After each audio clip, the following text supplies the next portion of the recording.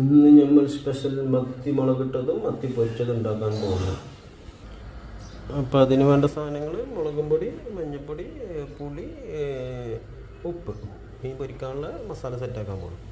അപ്പോൾ പുളി കുറച്ച് വെള്ളത്തിൽ ഒഴിച്ച് സെറ്റാക്കണം മതി.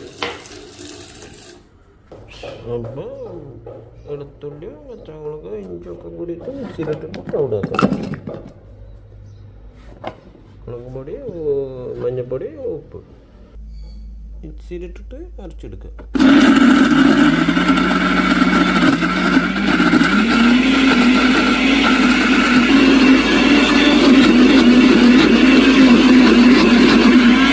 ഇപ്പോൾ അതിൻ്റെ കുറച്ച് ചേർത്ത് കൊടുക്കുക മതി. എനിക്ക് ചെറുനാരങ്ങ പിഴിഞ്ഞ് കൊടുക്കുക. ചെറുനാരങ്ങ പിഴിഞ്ഞ് കൊടുക്കുക.